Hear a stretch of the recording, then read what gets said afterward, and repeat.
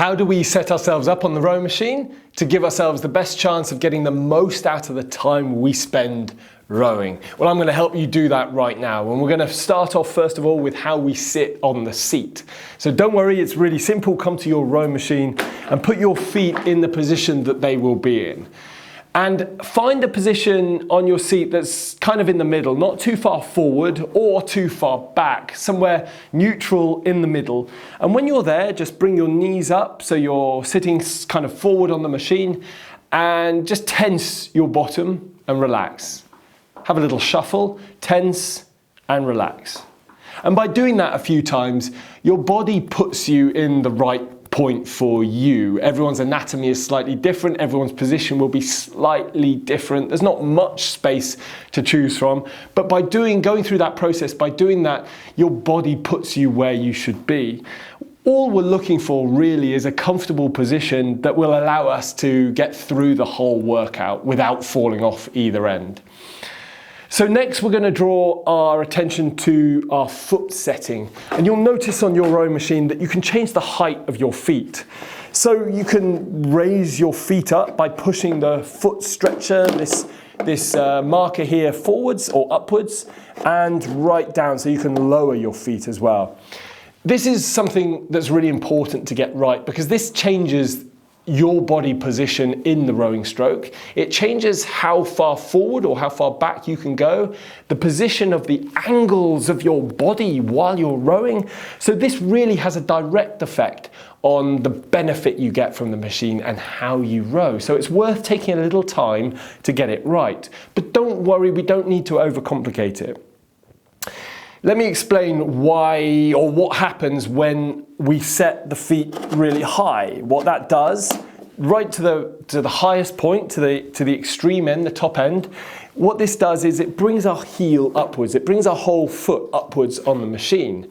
And you'll notice here, as I'm sitting here, as I'm bringing myself forward, my knee is quite high on my torso. So what that's doing is it's restricting me from going forward. It's also cramping this angle here between my hips, my thighs, and my torso here. So it's really stopping me from getting any further forward. Depending on how your body makeup is, this will restrict you. And so we're looking for a long stroke in rowing. We're looking to get quite far forward on the machine.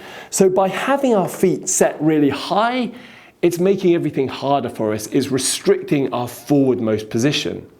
In contrast, when we drop the foot stretcher right down to the bottom, what that's doing is it's bringing the heel down, the whole foot down, and you'll notice as I slide forward, my knee is much lower on my torso.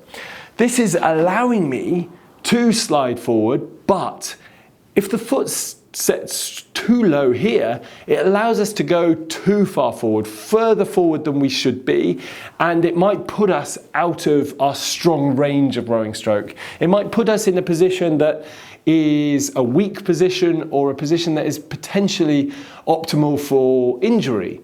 So going too high or too low has negative influences on our rowing stroke.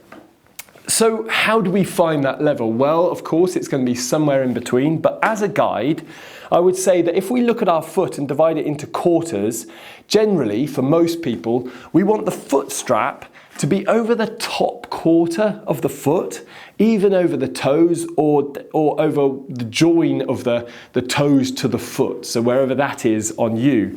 That's generally the area we want to be looking at. And another marker to look for is if we find a position, a foot height that is high enough or low enough that allows us to, as we slide forward, get our shins into a vertical position, then that is absolutely spot on. If you're in a position where you can go easily past shins vertical, so your shins are creating an angle that is past vertical, then my encouragement would be to lift your feet up to stop that happening a fraction. If you can't get anywhere near vertical, then I would encourage you to drop your feet and give you a better chance of getting as close to vertical as you can be. So that is a really good marker for foot height. Finally, on this, I would say that it's a process of trial and error. It's worth giving yourself a rowing session on one setting, and then having a go at setting it slightly lower. Generally, the lower we can set it, the better. That's usually better for people. So if you can bring the strap down towards the top end of your foot, then you're not going to be too far wrong.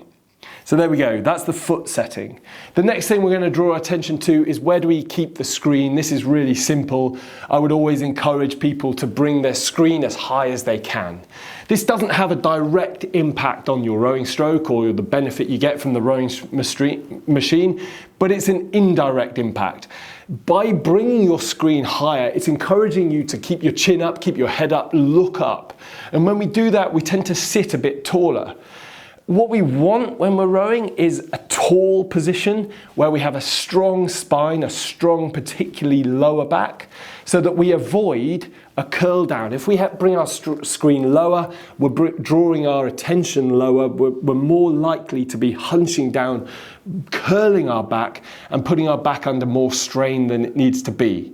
So always lift your screen up, encouraging you, reminding you to sit up tall and sit in a strong position, which is going to give you a great rowing stroke. Next, we're going to bring our attention to the damper setting on the side. Now, this is a massive subject, and we'll get to that another point. You can't see mine here, but generally on pretty much all rowing machines, but on Concept 2s, there's numbers down the side of the machine from 1, this is the lowest number, to 10 is the highest number. And there's a lever here, and you can move the lever from 1 to 10. Now, a few things. First of all, 10 does not mean you're more advanced, does not mean you're a better rower, does not mean you're stronger, does not mean it's a better workout. Likewise, 1 does not mean a beginner, a starter. It does not mean it's easier. It does not mean that if this is the first time on your machine, 1 is where you should be. That's just simply not true. What we have to do is find a position within that range that is right for you. And much like the foot stretcher setting, it's going to be different for everyone. Generally, for the majority of the population of the world, the setting is going to be between 2 to 4, somewhere in that range. And as a guide, I keep my setting on the higher end of 4. I never change it. I keep it there the whole time because that is right for me. So what do we do? How do we find out what's right for us? Well, if you start off, a great place to start would be to set your number on 4. So we're bringing the damper setting down to the lower end of that scale. If we start on 4 and you take 15 or 20 strokes and you feel it's too heavy, it's too hard, it feels like you can't really continue past those 20 strokes, then bring the damper setting down slightly. And it doesn't have to be a whole number, you can just bring it down a fraction. Then try again, another 20 strokes. If it's still too hard, just bring it down a little lower. And what you're trying to do is find your optimum level so that you feel confident that you could continue your rowing session feeling comfortable. So it doesn't feel too heavy, it doesn't feel too hard, and it doesn't feel too light. If you get too low, it'll start feeling really easy. It'll start feeling like you're shooting back without feeling anything from the machine. So just gradually bring it up again. Just gradually, a small increment each time. So this process will take a little while. It'll take some time, it'll take some trial and error, but it's worth doing because if we find the right damper setting for us, we are going to get more benefit from the machine. Last thing I'll add to this, and I said we'll talk about this another time, but the damper number, the damper setting does not refer directly to resistance. We create our own resistance by the way we row, by the way we create and produce our own rowing stroke. So this isn't related to resistance Putting it on 10 does not mean necessarily a higher resistance. It does not mean better. It does not mean more work. It does not mean that it's going to be a better workout for us. It's a process of trial and error. Find what is right for you. Don't be influenced by anyone else out there. But as I said, somewhere between 4 to 2, in that range there, is going to be pretty much right for everyone. Finally, how do we hold the handle? Well, really what we're looking for is a hook of the fingers, not a grip of the hand. So if your handle is right in the palm of your hand and you find yourself squeezing and with tension through the hand, through the forearm, into the shoulders, then have a think about loosening that grip and creating a hang with the fingers, a hook with the fingers, because that is what we want. That's what we want, that relaxation to transfer through the whole body, and we really don't need to be wasting energy gripping the handle. It's only going to cause blisters, it's only going to hurt your hand, it's only going to cause more work and effort in your stroke. So we're looking for a hook of the fingers. And then where do we put our hand on the handle? Well, bring your pinky, bring your hand right to the end, as far to the end as you can. So a hook on the end of the handle is going to be absolutely right for you.